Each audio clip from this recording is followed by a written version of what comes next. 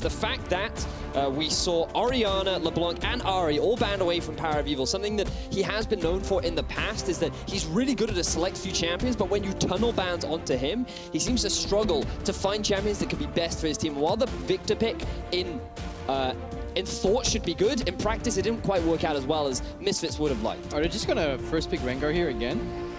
I mean, because look at the third ban. So Misfits, they enter the third ban with Elise and Lee Sin both open. They say, aha, I have a genius idea. I like 2 of these champions. I only need 1. I'm gonna ban out the Elise and pick the Lee Sin. And then Splyce is like, haha, but no. We will actually ban the Lee Sin. No. In the whole spectrum, this leaves Misfits with only 1 really strong jungler left in the Rengar because the Graves has already been banned out.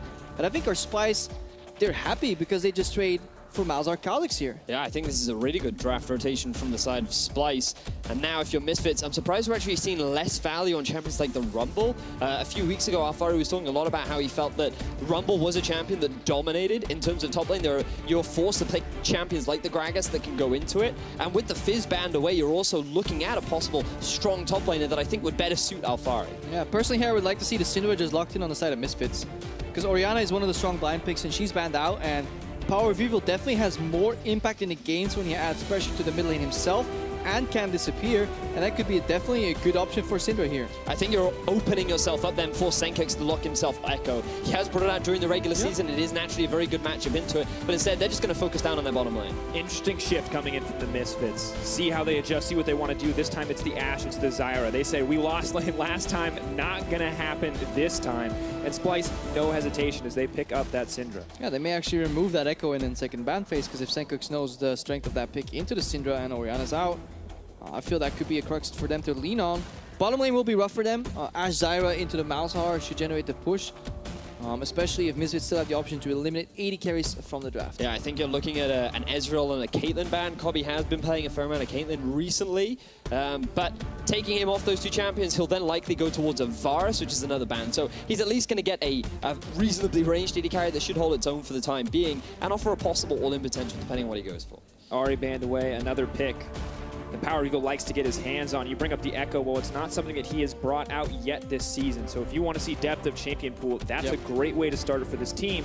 And Misfits, they don't want to taste the Shen on the opposite side. Historically, it's taken quite a while for PowerOfEvil to pick up new champions. Eventually, he did it with the Rise, so he has shown that he can, after a while, pick up new champions. Splyce, quite interestingly, they don't put any value on the Echo counter pick themselves. They say, you know, you can't play it, so we're just going to ban out Ahri and LeBlanc. I wouldn't even mind seeing an early Nautilus for them here. Despite Wunder being such a proficient side lane carry player, I wouldn't mind seeing just a big old tank in the first rotation. Well, I wonder if Splyce themselves go for the possible Rumble. I mean, there's always the Gragas that's available to them, but as you rightly said, Nautilus is a very well-rounded and safe top laner. They could also just go for their AD carry right now, given that there was actually no AD carry focus from the side of Misfits. You actually have a lot of freedom if you're Splyce. You can lock yourself either the Ezreal or the Varus. You have now a fair amount of wave control on the side of Splyce. The big issue that you're possibly going to have is that if Misfits set up for a 1-3-1, you're not going to have a huge number of answers, given that Syndra can't go off onto the side. And then we have to question the draft strategy for Misfits here.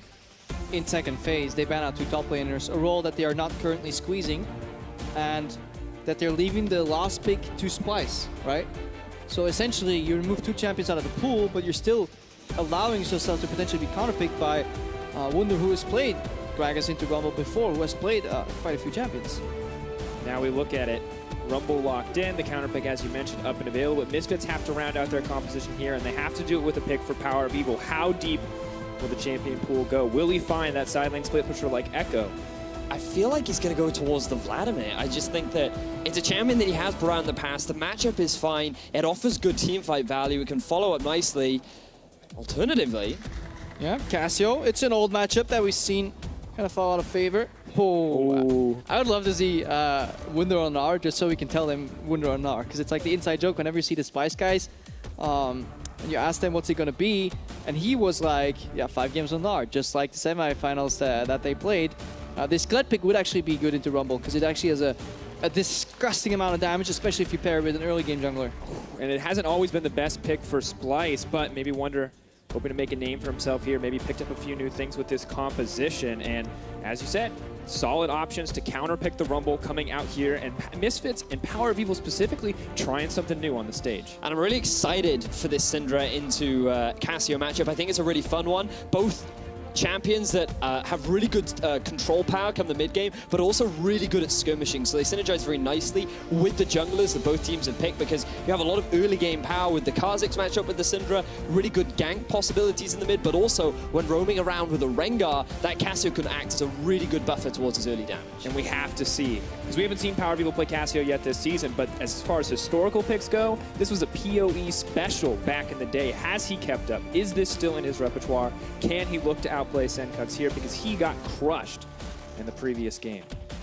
Yeah, definitely very interesting, because Misfits, they opted in a lot of their early draft went towards that bottom side of the map with the Ashe Zyra, so they're going to have the pressure there.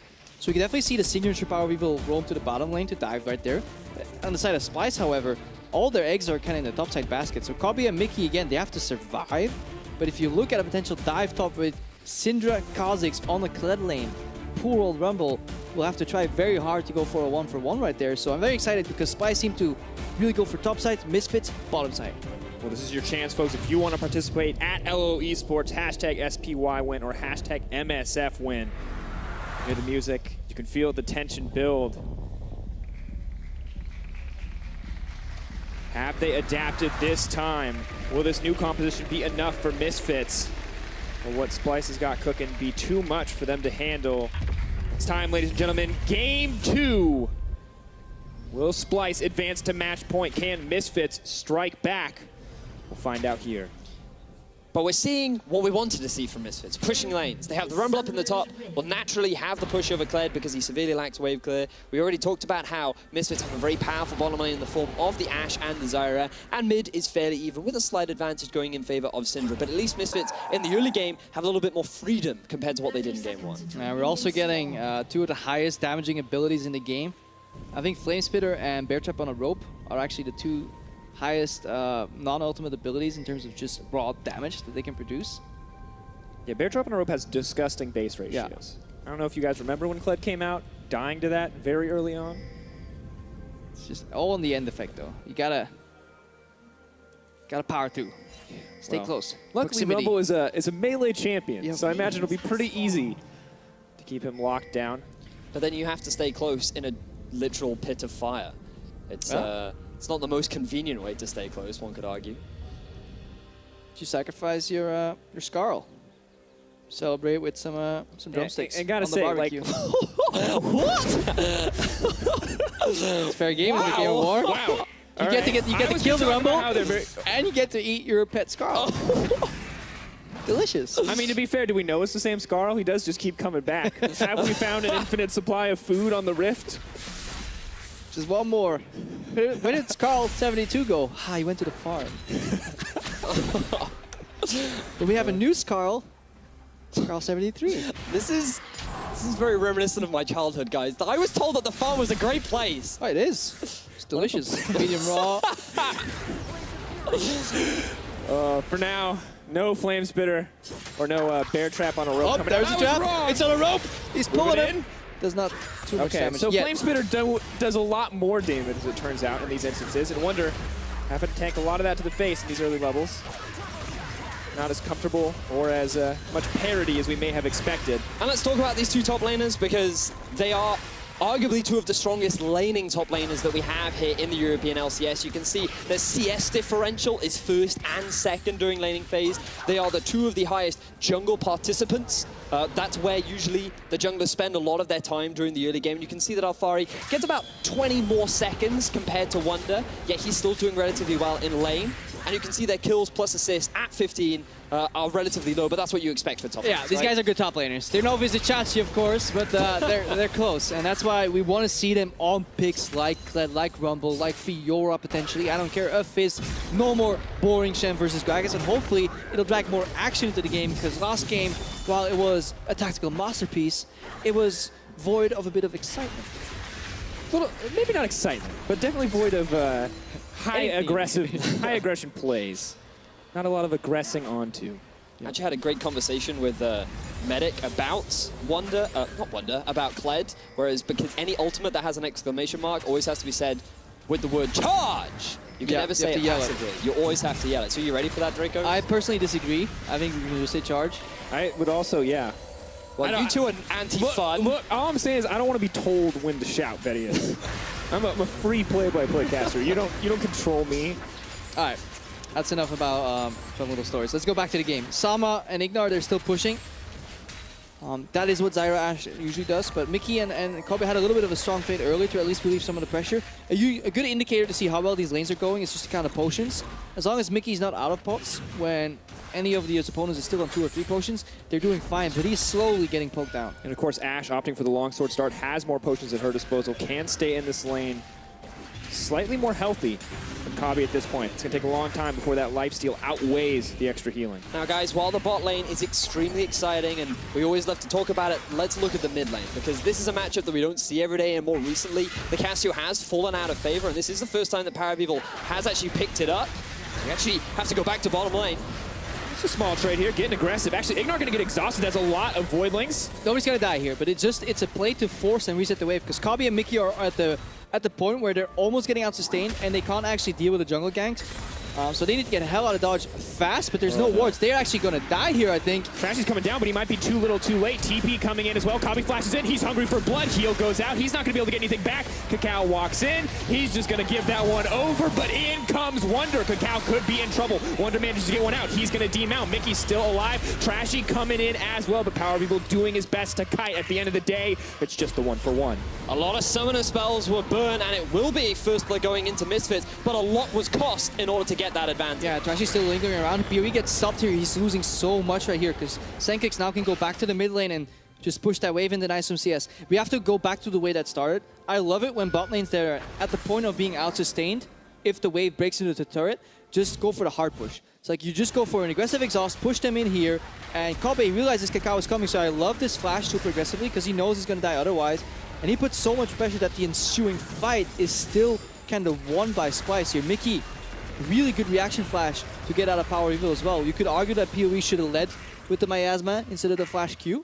But very well played by the Splyce bot lane here in the end. A little greedy to go for the push, but they fight their way out of that deficit quite impressively. I mean, if we're nitpicking as well, if you're Sencux, you arguably could have stayed mid. The map movement bot wasn't necessary because you've already seen that PowerOfEvil didn't get any impact off of it, and you could have gotten a little bit of an advantage in mid, forcing him to lose farm, but you're moving down for safety. You're trying to keep him as equal as you can now in the top lane. Alphari, he's taking a lot of damage. Leap in, Trashy.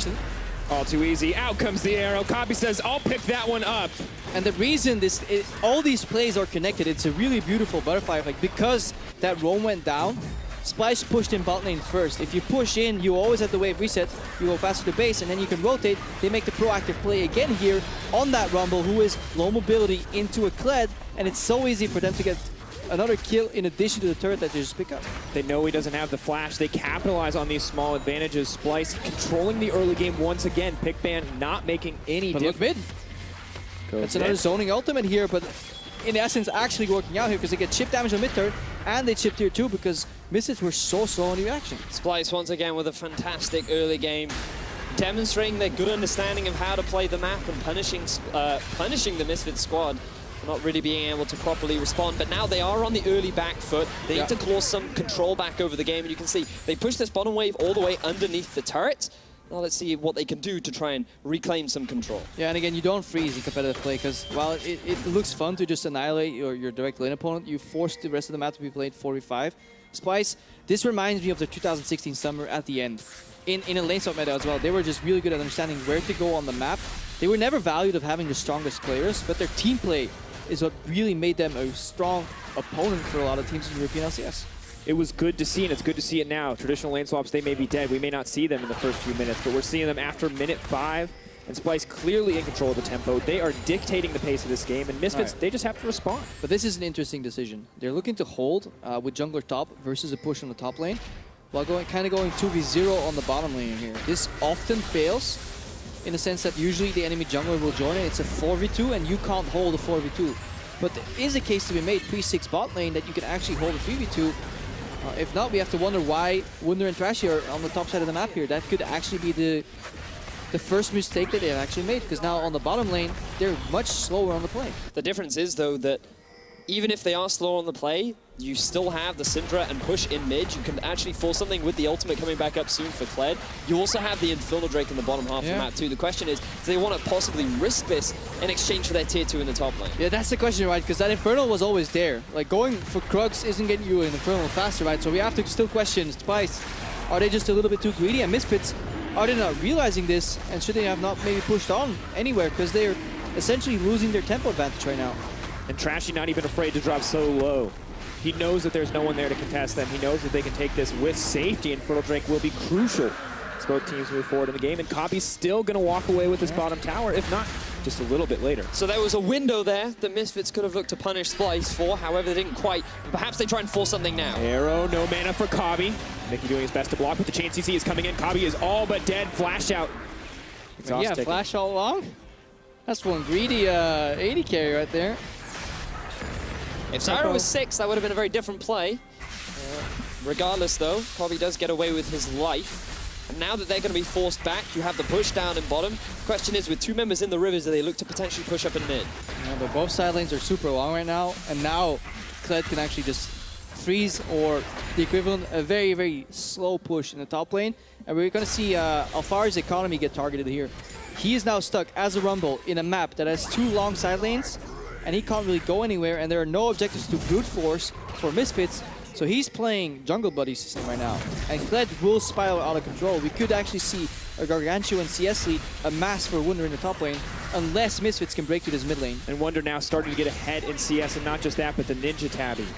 The Seeker's Arm Guard. These are not the items that the Rumble wants to have. Maybe wants more of the Leandries, wants more of those damage components forced so defensively so early on. It's always a sad day when 2 of the strongest laning top laners in Europe don't get to lane. They're forced out everywhere else on the map, obviously. Wunder is in a more favorable situation right now, and Alphari, he's just picking up the scraps as an engage gets forced. Wood chip blocks 1 proc, leap forward, KaKAO. Not going to cleanse out, looks to land a CC, but he keeps just missing those bola. Oh, this is actually very big. Because even if Mikyx dies, I don't think that's worth it. Because look at top lane, that big wave is coming anyways, and what Splice want to do with the slow push that started well over a minute ago is to make this wave just massive. Force Rumble, like you have to farm it, and then Wunder's going to disappear, and it's like, bro, now you got to choose. Do you want this farm, or do you want to help your team in a 4v5? And what's going to happen now is this is going to crash into a turret, and Wunder can just ult anywhere and force a 45 that Alphari cannot deal with his ultimate or teleport. No TP, as you said, has the ultimate to get to lane, has the TP. It's Wunder's time to make a play if he wants to. But Splice don't buy into it, so my entire story is useless because this guy just clears it in one go. All right. Rumble, ladies and gentlemen. Rumble, yay! Remember that? What were we saying at the beginning of the game? Was this the highest damaging abilities in the game? Gosh darn it. I love it when a Kled pushes in a big wave, disappears, and just runs like to the mid lane, make a play, but Splice, map-wise, wasn't ready for it. Unfortunate. Couldn't quite get the timing together. Maybe he gave the team more credit, but perhaps he should have.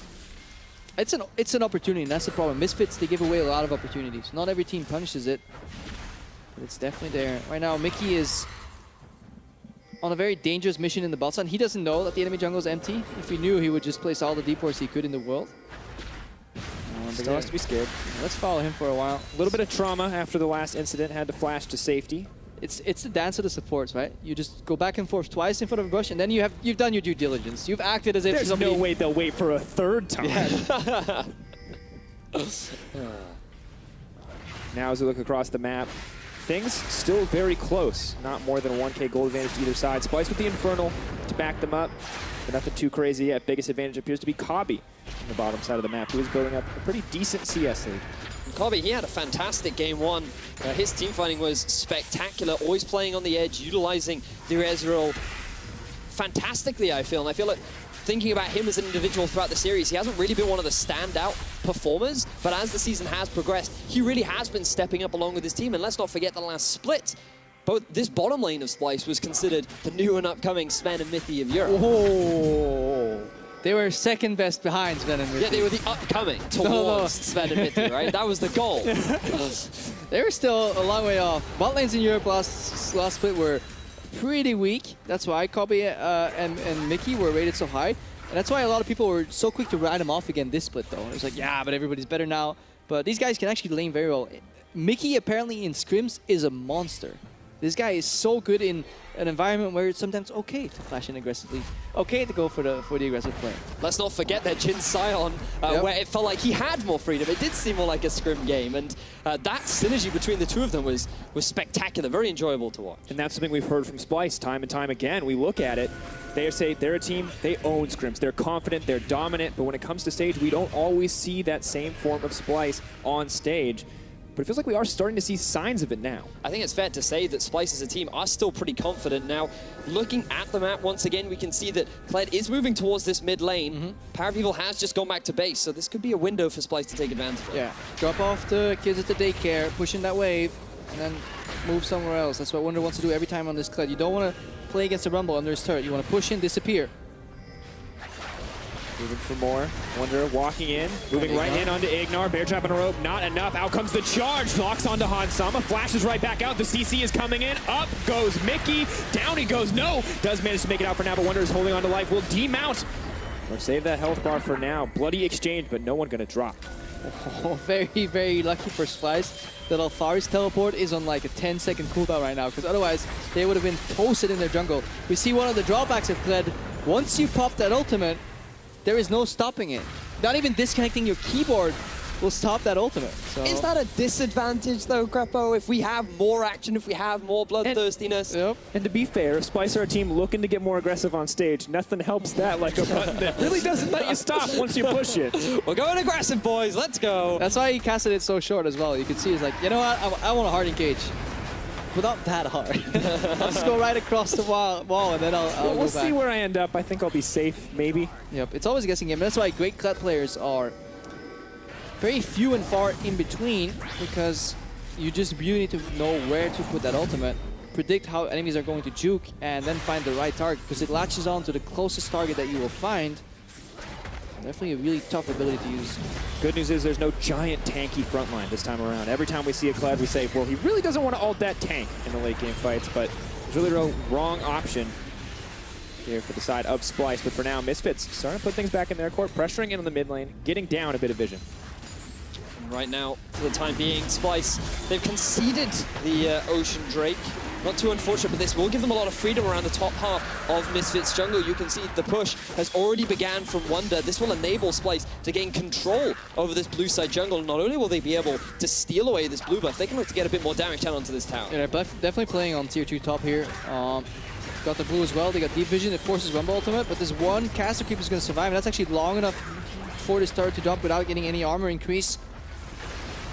I like the trade. Just invest more in gold here for Splyce. Let the dragons go. Misfits have shown that they play such a passive mid-game anyways that the gold really matters for them. And additionally, it's an Ocean Drake. It's not the Inferno. It's not any kind of late-game scaling. It's not the mountain to threaten objectives. A little bit of regeneration, but not going to help where we're not even seeing a laning phase anymore. It's teams moving across the map together, looking for larger plays. And it's Splyce again, demonstrating their good understanding of how to play the map, where to assign their lanes, and to punish these mispositionings that we're seeing from Misfit. We saw it consistently during the early game in Game 1, and now we're seeing it once again here in Game 2. And I feel like that while the draft has changed from Misfits, it feels like that their play style is still the same. It's definitely still an improvement though, because KaKAO was targeted very hard in the early game. He lost quite a few camps with Trashy. Trashy had that kind of utility gank where they got the early turret. This time it's more been objective trades. Definitely on the side of Splyce, but at least our Misfits, they're getting something in return. And right now, those gains are not enough in terms of the gold differential. The gains are never enough, Betty. Why is that? Why can the gains never be enough? Can you not just be satisfied? One day, do you the nature of ambition, Vedius. You're always forever for more. small. But one day I went to the gym, when I used to go to the gym, I came back one day and I thought, I am content. You're content? I look great. Was that a long time ago?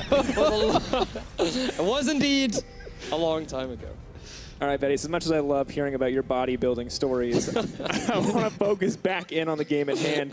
Because right now, decent lead coming in for Splyce. They've got the Infernal to back it up as well. They seem to have control of the map. But what is the next move for this team? I mean, generally, Vision will always point an arrow at what the objective is they're playing for.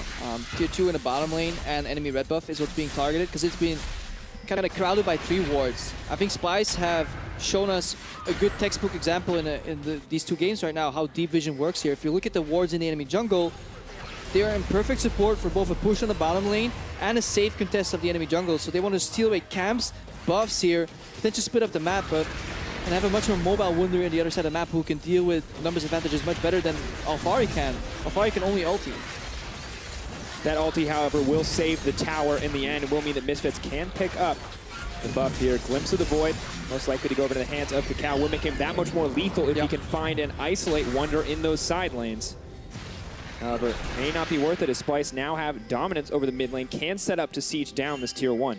Look at the amount of damage that this mid lane tier 1 has actually sustained from the relentless pressure from Sencux onto PowerOfEvil. We saw it in game 1, he was actually dominant in that matchup, and you'd expect it in terms of the matchup, but this time around again, due to all the pressure that Splyce have been exerting across the map, it has resulted in PowerOfEvil again being forced to play super passive and conceding so much control over this mid lane. And Splyce could actually use this window where this tower is so low and the Rumble ultimate was on cooldown to maybe force something. Obviously, they feel comfortable with their lead, so they're not going to brute force a play that they could throw here. But I think it's definitely worth noting that with Rumble ulti on cooldown, he's essentially quite useless if he has to teleport into fight, so maybe they could have just brute force mid here. They weren't taking those risks in the previous game. Not going to take them here either. They don't want to risk face checking a brush. They don't want to risk diving a tower, getting outplayed. Definitely not in the face of the Cassiopeia and that miasma as well for now. Definitely like, I'm sorry for stepping on your toes there, Drakos. It's okay. Figuratively, because you have really big feet, so it's actually also possible. Definitely like the way Varus is playing the side lanes here. Always pushing out far enough, not stopping at the river, super afraid, right? But just keep putting the pressure. Somebody will always have to catch these side lanes, which means you then can play with more people in the mid lane. And this is how pressure works in these high elo games, these high-level games. The highest elo, Vedius. But basically, it's not about like trying to find picks or trying to get kills. It's all about utilizing minion raids and forcing the enemy team into just responding to this pressure around them.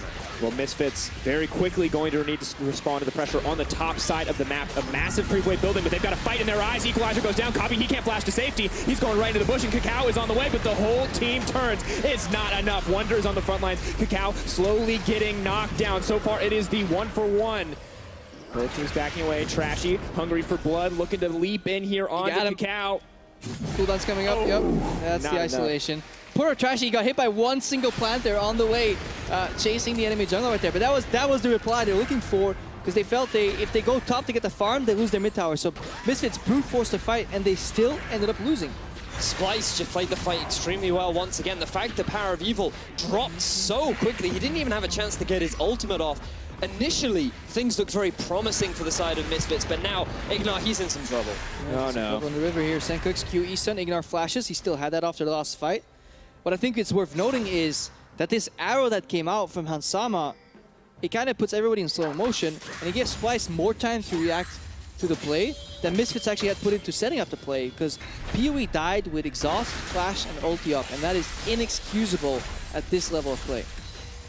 Especially when that Cassio at this point in the game is one of your main damage dealers. So you can see, again, just illustrate, look at your minimap, you can see that big minion wave on the top side. This is the answer from Misfits. They go on to Kobbe, the setup looks ideal, but look, PowerOfEvil, he is a short-range mid-lane mage that just walked within ultimate range of Sencux without even throwing his exhaust down onto him, without using the ulti, without even considering the positioning of Sencux in that fight. I think he had his screen up high and he didn't see the flank coming. Right. That's what happens. That's like the only plausible explanation is that they were talking in team calm. Guys, we're going to engage when this wave hits top tower because we can't, otherwise we lose mid turret. Sama says, okay, I'm going to arrow this guy. I'm going to Kobbe, Kobbe, Kobbe. That's what they're yelling. Everybody looks at Kobbe and wants to burst him. And then Wunder chips PoE on the side, Sencux follows up, and before he can even exhaust or ulti to disengage, PowerOfEvil drops, and then it's such an easy fight for Splyce to play out. And there's no frontline here to protect PoE, and additionally, look at the itemization coming out. So very defensive on the side of PowerOfEvil. It is a difficult composition to play when you have no major frontline, something that was discussed at length early on during the regular season as to whether or not it was better to have that tanky top versus the high damage dealer. And typically when we look at players like Alphari and Wunder, we do say that usually they perform better, but now we don't have time as an arrow hits Mikyx. He leaps forward, nice disengage coming in from Kobbe. Gets him in the funnel, Mikyx most likely gonna go down, does drop. Trashy taking his time. Not greedy enough to take that one. Sencux looking for a reaction to dive bot lane here. Alphari fighting. Here's hop off Kled. Wunder needs to buy time because Sencux is coming from behind. Leaps back. Sencux walks in. He just wants to walk this one down. Alphari can't get a kill back in exchange. Does get the 1-for-1. That's a start for Misfits. This is the best case scenario for Misfits. The fact that Alphari is able to trade a 1-for-1. There's no minion wave in the bottom lane, so Sencux isn't able to put much pressure down onto that tower. And Misfits, they're looking to push at mid. Yeah, it's a consolation prize in the red buff.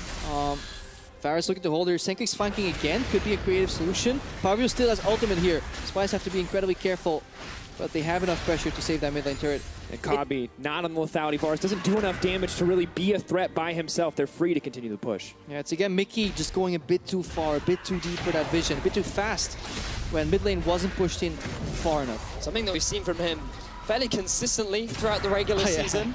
Summer split. That too. Mikyx, while he is always good, I think it was a great discussion we had a few weeks ago about, while he is fantastic during the laning phase, really good at finding picks, sometimes he can be a little overzealous, but right now, Splyce are the overzealous team as they start off the Baron. Looking good so far. Rengar all coming out. Splyce, can they cut this one down? Varus does a lot of damage to that pick overall. They're just backing off. Slightly lower health bars, though. Have to be careful. This is where you kind of, you know when you're cooking and you just don't know, is my steak, is it done? Like great teams, great chefs, you know, they get their steak out of the kitchen, out of the oven, and then they know it's done. But when you're struggling, sometimes you just gotta cut in it, take a little peek. That's in essence what that play was. It's like, do we have perfect vision? Could we do Baron? Maybe. Let's try, you know. If it's not good, you throw it back in the pan, back in the oven. That's what Splyce are doing. There was a real risk, though, of the Misfits flank, because bear in mind that Alphari, he could have teleported to any one of these three juicy wards that are sitting right behind Splyce as they were starting off that Baron. So if Misfits had had a slightly better setup, a little bit more control, they could have ended in disaster, and that stake could end up giving them much more than they handled. Steak on the floor. Yeah, definitely not where you want to be. We got a Zyra, an Ashe, a Cassiopeia, a Rumble. You group up, you're going down, and for Wunder, he's all alone, and he may still drop. Gets dismounted, tries to lead back, pocket pistol, not enough. KaKAO gonna take him down, but here comes Sencux, maybe looking for a hero play, moves forward, KaKAO still so low, out comes the ultimate. He was looking for both of them. But he did not find both of them. Nope. He ended up only trading 1-for-1.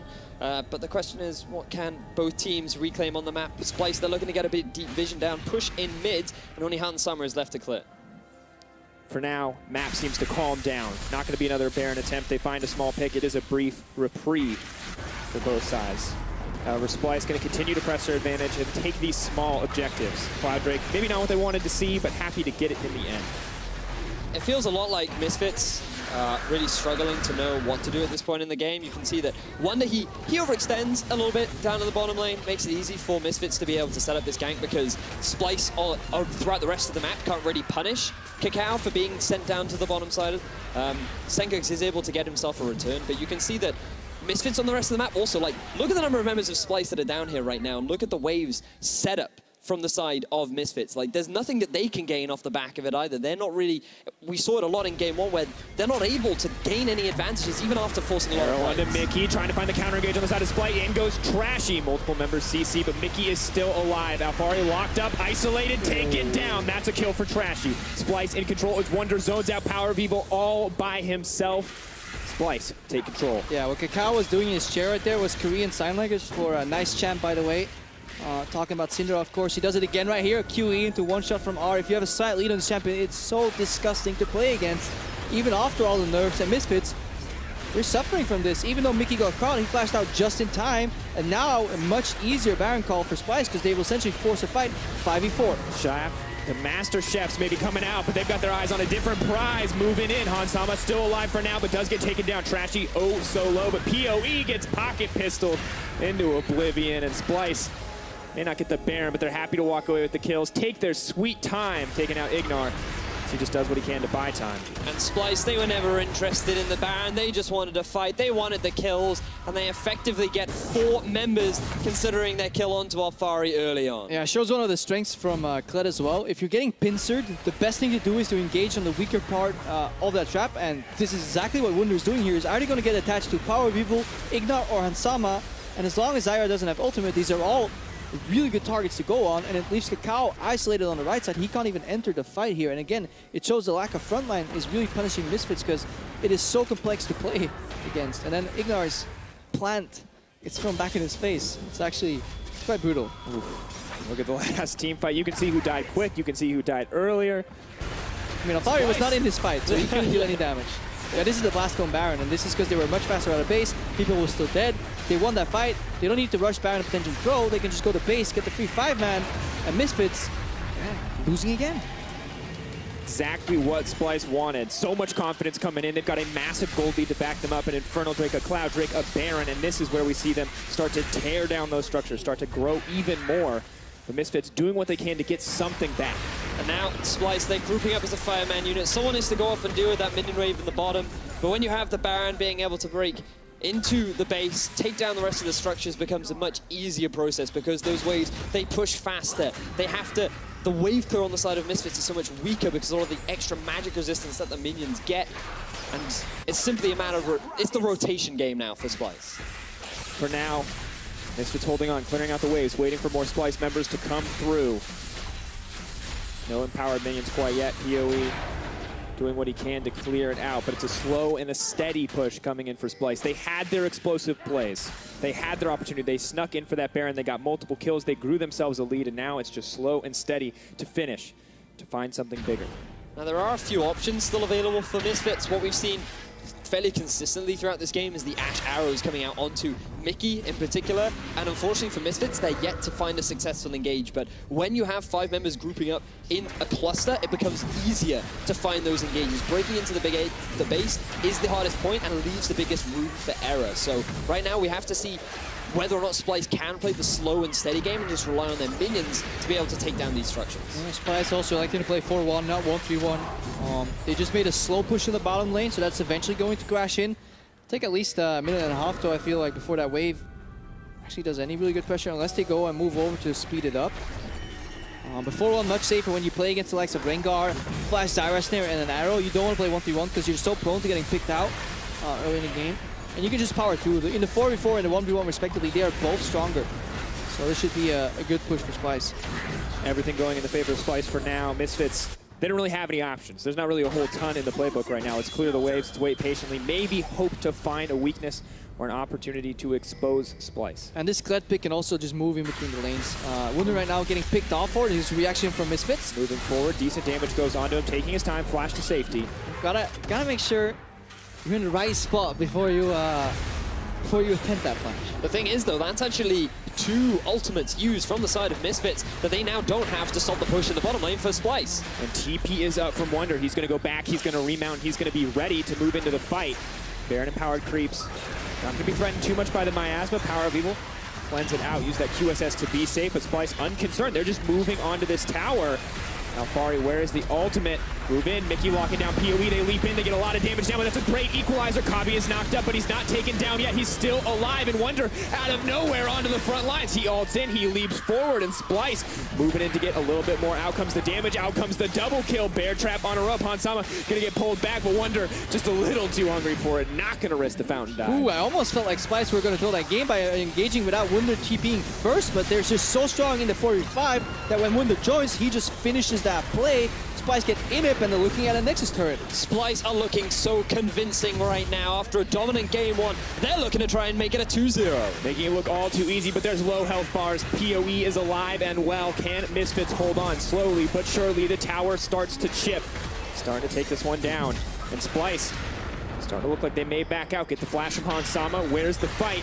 Mikyx being pulled back. In comes IgNar. He's got the home guards. Maybe looking for a little bit more, but he's isolated. Mikyx ulted up. He's set to fall. Does get the damage down in the end, and Misfits, they hold on to the base.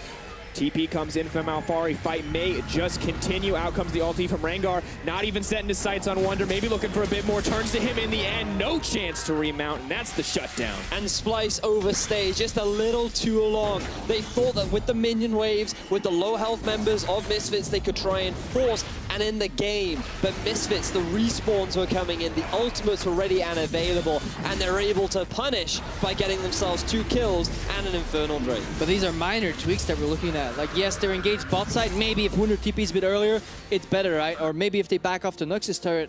But overall, if you look Splyce as a whole in these 2 games, they seem to be a full tier ahead of Misfits, both in execution of the lanes that they're drafting, the drafting itself, the setups around vision, deep vision, much better.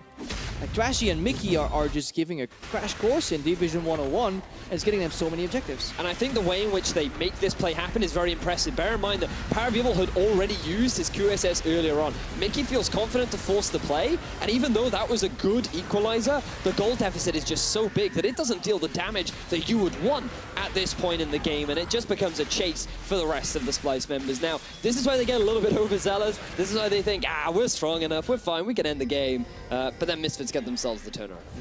And Misfits continuing to struggle in this series. They changed the pick and ban, but it is not enough. We look to the other side for Splyce. Everything going in their favor. Look at those score lines. 5-0-2 for Sencux dominating mid. And if you ever got to make a case for the ROI on a control ward or two, 75 gold a pop. You buy like 3 or 4 and you can get a Baron power play of 7,000 gold. That's a lot of percentages markup. Invest now, folks. Control wards, they're going up. Yep. Things just look so good for Splyce. Even Mikyx, who were critical, hey, this guy is far too often on the front line. Only 2 deaths. How many Ashe arrows hit him this game? 7, 8? Still finding it, but how's that? I'm like, great positive stories about Mikyx, and it's like, how many times did he get hit? You know, 7, 8 times. They turn the fight every time. And he got up every single time. He's like the Rocky of Malzahar sports. He was down, but never out. And he's actually been a big instrument in the success of Splyce because he's been like the martyr. They hit me while the rest of my team succeed. And right now, Splyce's next objective is very highly going to be that Baron, which will be spawning in about 40 seconds. A lot of vision has already been invested towards the top side of the map. We were discussing earlier on, wards are a good indicator of where the play is. Yeah. I think it's a pretty difficult one to guess where Splyce are going next. Yeah, definitely Elder Dragon seems to be You can't hear me, but I'm clapping, audience. Yeah, I'm not going to hold my hands up to the mic for effect. I'm not a radio producer, but give him the golf clap. Misfits, they seem to be thinking that Splyce want to dabble with that Elder Dragon because they're setting up a face check, but Splyce, they don't quite care. You don't have to be worried about it. They got Wunder on the bottom side. They have super minions. They know they have priority across the board. We saw Sencux basing. He's like, guys, he probably has gold for Rabadons. And he was about to pull a Froggen. It's like, yeah, item spike, guys. I know you want this objective, but I think it's time for me to finish my build. Just going to have to give it up. And I mean, the gold grab, very telling at the start of this game. So even in the early game, then so Splyce favored as we move forward. And now with a second Baron, I don't know what Misfits can even do to stop this from ending in the favor of Splyce. Pray that maybe a keyboard disconnects, or maybe an Ashe arrow hits perhaps Sencux in the face. That if you disconnect the keyboard, the Kled still keeps going. It even has to be the right timing. Ooh. And I love this snowball build. It's pretty standard on mid laners, but Morello into Ludens for a 2-item spike, into Void Staff to deal with the one member that might be strong enough to survive your combo, God forbid. And then you just get Rabadons to top it all off to make sure that nobody survives your QER combo if you're Sencux. It's about graduating from wizard school. It allows you extra damage, and I feel like that's just going to be... Oh, Sencux, he does get hit! Forward, Sencux locked up and taken down! Does get the ult off, but PowerOfEvil going to live in the end. That's a pick to start it off. Mikyx now the guy on the sideline, slowed up, locked down, and knocked out. Alphari gets a kill back. Splyce overstep. Sencux, you may be a fully fledged magician right now, but there was no trick that can help you get out of that one. With you going down and Mikyx dropping too, Misfits have enough members to buy time. Yeah, invest full in damage. Generally not the right play to play in front of your team. See, the difference is PoE, he's got the QSS, he's got the Archangels. See, I love the aggressive build from Sencux, but I don't see any defensive items. It's fine, honestly. It was just a fantastic arrow from Hansama because you're playing against a guy on 8 ping who has 8 ping who has Flash and Ghost. So definitely able to get out of that one. It was just a very well-timed arrow, and Hansama proving that he, under pressure, can still land those critical arrows. Could be important in the next few games because Splyce obviously still on point to close out this series. They're still well out of throwing distance. Yeah, very well on their way to finish it, although it may take a little bit longer now. It's not going to be the Baron power play we saw earlier. We'll still be getting some small objectives back. Misfits making moves to come back on their own, but it's going to take a couple more insane picks, just like that, if they want to stay alive in this one. Now the bottom lane inhibitor has respawned for Misfits, which means that only the Baron empowered minions will be knocking onto the doors of the base. Misfits are primary on wave clear, but they're looking for another possible pick. The Ashe arrow is back available. If they could land another big hit onto Sencux, then they can just continue to buy time, which is really what they're relying on right now. Look at the cooldowns. Look at the summoner spells available from Misfits. They can't afford to take a fight right now. KaKAO, Alphari, PowerOfEvil, and IgNar. No flashes up or available. It's risky business the last minute of this Baron buff. Have to respect the potential for Splyce to just force a fight here. Yeah, this is the key wave right here. Something needs to break open, where it's a bot lane inhibitor or some cooldowns being wasted from Misfits because they're under so much pressure. Slow, steady siege. The cannon creep ticking down 44 seconds, but it may just have enough time to break through this on its own. Guz gonna have backup from the side of Splyce. They throw out a few cooldowns, they push them back, they break the tower. Looks good for Splyce. Yeah, both AD carries made a gentleman's agreement to completely waste their ultimates. I believe Splyce in the advantage because Wunder has the push and the flank, and now we see Equalizer. Moving charge coming in, lands onto IgNar. He's the sacrificial lamb. Wunder continuing to dish out damage on the backside, but Alphari is unafraid. Stranglethorns comes out, buys a bit of time. Misfits pulling back. They're going to have to give up another inhibitor. They're just desperate to get anything back, but Wunder, he's still hungry for blood. D-Mounts is safe for now. Pocket pistol to safety, gets stunned up, but there's no follow-up, and Hansama just barely survives getting deleted. The damage is still done though. Splyce, they get themselves 2 inhibitors and they do not lose a single member. GA is still even available for Trashy, and Misfits, they cannot find the fight that they wanted. They do not get to stall any longer. And Splyce, they maintain control. But now Splyce cannot afford to throw the game anymore, because now it'll be 2 kind of inhib lanes pushing in, which means if Misfits get another good fight somehow, a lot of farm will find their way. And this gold gap, obviously some people are reaching the point of full build. Not to say Splyce isn't tremendously far ahead, but hopefully no more hubris from them and a clean finish. Short of another inhibitor, you don't really get any further ahead than this, or a Baron buff or an Elder Dragon, but it's just the icing on the cake at this point for Splyce. Still have their eyes set on the Elder Dragon, hoping for one last buff to finish this series out, finish the game out rather. Series still well underway, but moving to match point could be all too crucial. KaKAO, he doesn't have flash, but he does have ultimate. The possibility of a steal is there. Here comes the TP from Alphari. Alphari on the way in, equalizer up, available. Splyce backing off. Yeah, they got a cooldown. What they can do right now is reset, put Wunder on the side lane, and wait for the lanes to push. So many teams, they buy into the forced play where you need to make something happen, but do you really though if you're Splyce? Can you not wait for mid and bottom lane to push, send Wunder to the top lane potentially, and then just teleport into a fight? You just got Rengar ultimate for free, and now it's showing restraint, I think, which is a really good quality from Splyce, and they force Misfits to group up for them starting the Nasher versus a Kled who could flank on the Skrull. There is no front line, there is no back line. Splyce have the pincer if they want. It's going to require some decisive fighting coming in from Misfits. They turn their side, turn their attentions. But the game is not played on this Elder, the game is played in the base. Look at the mini-map right now, 2 massive waves going in, and Wunder is teleporting in for the back door. Splyce are not letting Misfits base. Oh, looking for the hero play. Misfits, they're too busy looking for the fight. They're too busy looking for glory. They don't respect that if you take the Nexus, you take the game. And Wunder, he sets it up, he knocks it down. It's going to be the 2-0 for Splyce. What a beautiful instruction on how to play macro from Splyce. I think they're really bringing it together again. They looked so lost early in the season. We had written them off. They came into the season on the same tier as G2. Perspective to do so well, and then we were utterly disappointed with them. But it's plays like this, the manner in which they handle that Elder Dragon, what really convinced us in the first place to put them that high. We talked about it earlier on into the game where Splyce just looked like they're on another level compared to Misfits right now. They are struggling to know how to deal with these mid-game decisions. They're barely getting any kind of early game leads, even with having 2 pushing lanes this time around. And it just seems that Misfits, their champion pools are being targeted, their playstyle is being targeted, and Splyce are just demolishing. And when we look back, talking to Trashy on the desk, he was humble. He said, hey, if there's any team I think maybe we can take down in the top 4, I think Misfits. I think we could probably have a solid matchup. He is dominating Misfits right now. This is clean play coming in from Splyce overall. And they're 1 game away from taking down a 3-0 from a team that is technically ahead of them in the standings. This is such a comfortable position for them to have these like in-between game talks in too, right? Yamata can go over the list, guys, where did we fail? And he can list 3 instances, or 2 maybe, that were so clearly a mistake, and then he's done. And then you can pat them on the back and he's like, guys, that was great. Misfits, they have about, what, 10, 15 minutes to go over everything. The basics, the fundamentals, and the draft. Definitely a tough spot to be. Misfits find themselves with their backs against the wall here in this series. Let's send it over to the analyst desk for a closer look at Game 2.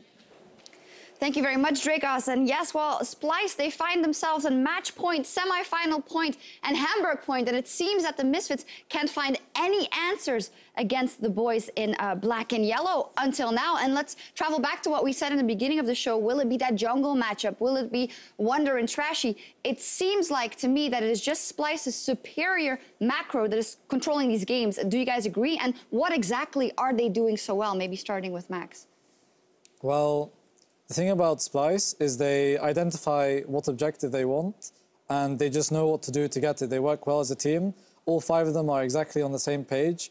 But if you compare it to Misfits, there's like they sometimes make the wrong decisions, don't know when to give up objectives, and they're just doing the wrong things on the map. Some people are split up. It's just really unorganized by them. Yeah, I think actually we can just pull up this replay that kind of demonstrates exactly what you talked about, how when it comes to Misfits, like if you look at this big map now, you can see top lane is pushing in. This is Splyce who set up this like slow push a while ago. This now means for Splyce they just have to care about this mid tower, because at some point Misfits have to send someone to defend the top side and then mid tower will die. So what you're gonna see now is Splyce have kind of put Misfits in the corner, and Misfits have basically only one way out. Yeah, so Misfits really, there's only 2 things they can do. The one they chose to do, which was more aggressive and I'd say riskier, is to engage on them and force a fight. Splyce kind of know this, but don't respect it as much.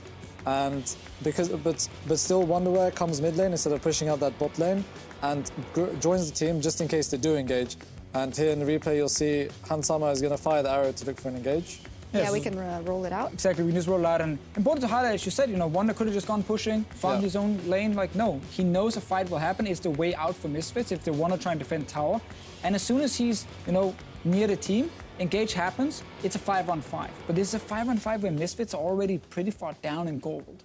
So the other option, obviously, for Misfits would have been to sacrifice the tower. Yeah, it would have been to sacrifice the tower, collect that top wave, because they actually missed a bit of that top wave, so they missed out XP and gold. What they could have done is give up on the tower and then reset before Splyce, and then suddenly they have the advantage. They can go out, make the plays on the map, make the catches, try to get the towers. But because they committed to defending that tower and failed, it just made the situation a whole lot worse. Yeah, and in the end, Splyce get off to a great fight here again. Now, I want to ask you guys, has every successful Misfits pick-off or team fight over the last 2 games been because of Splyce overstepping and making a mistake? Have you seen them make any or a lot of aggressive moves, proactive moves, even in terms of macro? We have not seen Misfits through macro force Splyce into like a really bad situation. It's been Splyce who's been controlling, especially the minion waves. It's not very interesting, very sexy in many ways, but like this game is literally built around pushing lanes.